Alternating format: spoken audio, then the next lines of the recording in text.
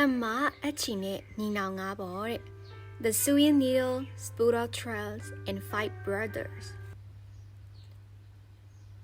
The Karonga, a Witterigo party to a set, choke be nine,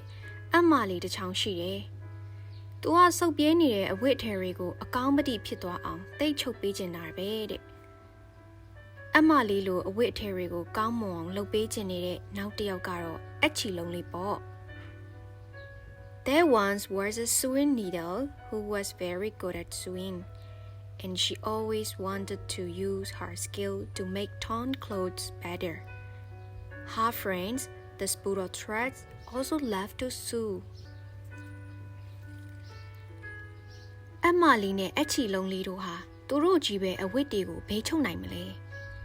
Turugo kunibo, la changli re lura bo. ဒါပေမဲ့အဲ့ဒီလက်ချောင်းလေးတွေဟာတစ်ချောင်းနဲ့တစ်ချောင်းပုံစံကမတူကြသလိုအချင်းချင်းမတည့်ကြဘူးလေ The sewing needle and spootle threads could not sew by themselves. They needed help from the five-finger brothers. But the five brothers were different from each other and they were always fighting. အကြီးဆုံးဖြစ်တဲ့အကိုကြီးဒေါက်တူဟာပူပူဝဝနဲ့စိတ်ကလည်းတိတ်တူတာပဲတဲ့။ तू ကဘသူနဲ့မှလည်းမပေါင်းပဲတီးချနေတတ်သူပေါ့။နောက်တစ်ချောင်းကတော့နေရာတကာဝင်ပါပြီးလူတိုင်းကိုဆရာကြီးလှုပ်တတ်တဲ့ရန်လိုပါပဲ။ तू ဟာအချို့အချင်းအဆက်စတဲ့အရာသာမှန်သမျှကိုတိုးတိုးပြီးမြည်တတ်သေးတယ်။တခြားသူတွေကိုလည်းမမျှဝေတတ်ဘူးတဲ့လေ။ The eldest one, Doctor, was chumpy and bad-tempered. He was not friendly and he stayed away from the others. Another one was called Yanlo. He was nosy and borsy. He was always the first to touch sweet, sour, and spicy food. He never wanted to share with the others. Alema shini dede tuga. သူထက်ကဲပါတဲ့သူများထက်ထူးထူးကဲကဲတာလိုက်ရမှပြောနေတတ်တယ်သူများထက်အရက်ပုံမြင့်နေဆိုပြီးဘဝင်မြင့်နေတဲ့သူပေါ့နောက်တစ်ချောင်းကတော့ရွှေပြည်ဆိုးလို့ခေါ်တဲ့ရွှေတွေငွေတွေတဝင်းဝင်းနဲ့ချမ်းသာသူကြီးပေါ့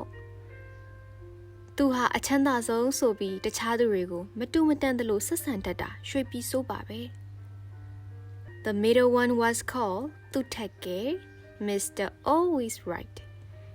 and he was big-headed because he was the tallest.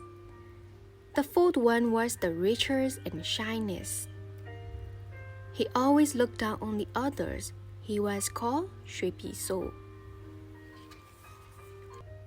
Now song let Charlie Bo. Along ninga a day zone ne engazong ligaro. Ni pu li ba be kwe. Tu ha ba ma melok de be me. အဲ့ဒီလိုမလုတ်တက်တာကိုပဲဂုံယူတက်နေတာသူတို့ငါးချောင်းဟာတစ်ချောင်းနဲ့တစ်ချောင်းသူသားတွေငါးသားတွေနဲ့မတည့်ကြဘူးလေ The youngest and smallest one was Nipule. He was lazy and proud of doing nothing. These five brothers were always fighting with each other because they thought they were better than the others.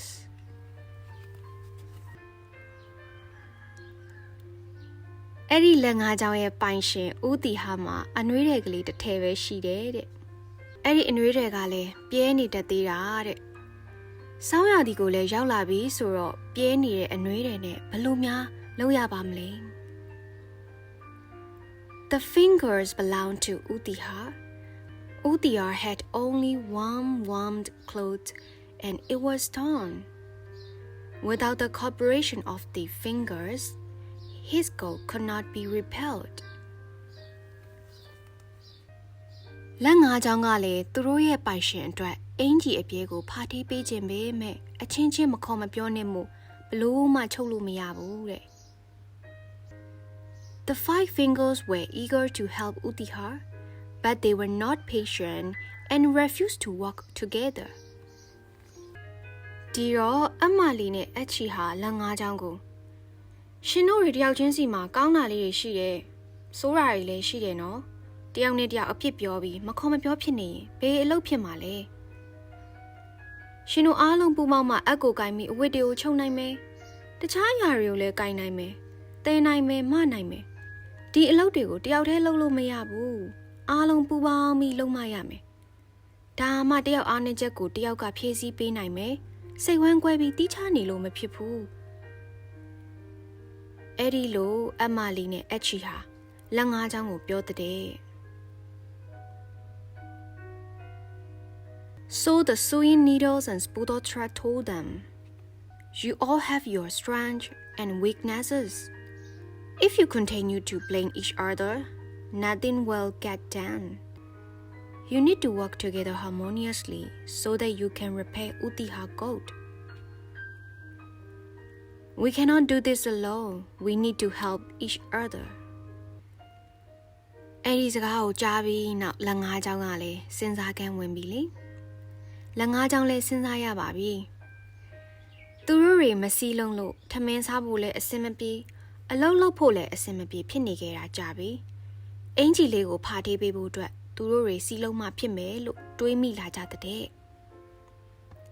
The five fingers thought about what their friends had said. Because they did not work together, it was difficult to pick up food or do any work.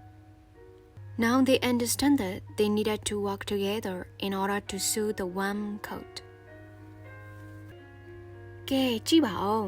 အခုဆိုရင်လက်ချောင်းလေးတွေဟာစီစီလုံးလုံးနဲ့ချုပ်ပေးလို့သူတို့ပိုင်ရှင်ဟာစောင်းရသည်မှာအနှွေးတွေကိုဝတ်နိုင်သွားပါပြီအမလေးနဲ့အချီလေးကလည်းလက်ချောင်းငါးချောင်းနဲ့အတူတူပြဲနေစုပ်နေတဲ့အဝတ်တွေကိုကူညီချုပ်ပေးကြရင်စီစီလုံးလုံးနဲ့နေထိုင်သွားပါတဲ့ကွယ် And now look, Udiha can wear his warm coat in the winter because the fingers were united and worked together. The needles and threads could sew as much as they wished. လက်ချောင်းလေးတွေနဲ့ပတ်သက်လို့ကြပြားလေးတစ်ပုဒ်လည်းရှိတယ်နော်မမညှို့မနေနဲ့လဲလဲသွားမယ်ကြွကြွတို့အိမ်ကိုတန်တန်လဲလိုက်မယ်ဒီကြပြားလေးကဟိုးငငယ်ကလေးကကြားပူခဲ့ရတဲ့ကြပြားလေးပေါ့လက်လေးငါးချောင်းလုံးရဲ့အမည်ကိုချစ်စရာကောင်းဆက်ထားတဲ့ကြပြားလေးတစ်ပုဒ်ပါပဲလက်ချောင်းလေးတွေစီးလုံးသွားအောင်ဘသူတွေကကူညီပေးလိုက်တာလဲလက်ချောင်းလေးတွေအတူတူစုပေါင်းပြီးဘလို့အလုပ်တွေကိုလုပ်နိုင်သွားလဲတငယ်ချင်းတို့ရေလူရဲလို့ဖြစ်လာပြီဆိုကြတဲ့ကတအိုးနဲ့တအိုးဘာမှတူစရာအကြောင်းတော့မရှိဘူးပေါ့ဒါပေမဲ့အဲ့ဒီမတူညီတဲ့လူတွေကပဲ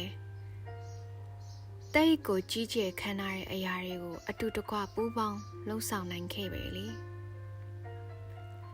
လှုပ်လဲလှုပ်ဆောင်နေကြတယ်ဒါကြောင့်ကို့မှာမတူညီတဲ့အားသာချက်တွေအားနည်းချက်တွေရှိကြတဲ့အရာတွေကို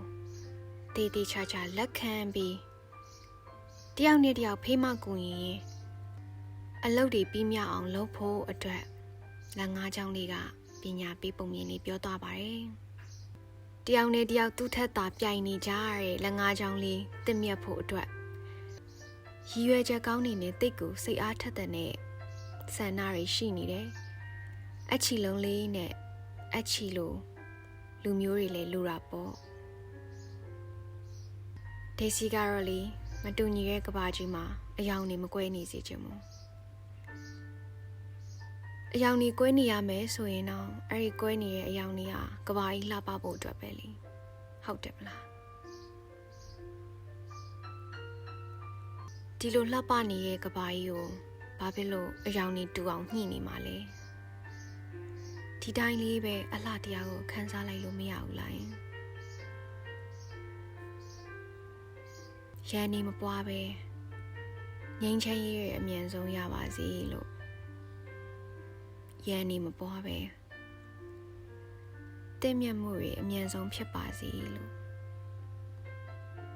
အေးချမ်းမှုတွေအမြန်ဆုံးရပါစေလို့ဆုတောင်းမိပါတယ်အားလုံးပဲ good night ပါ sleep well အိမ်မလာလာမပါစေ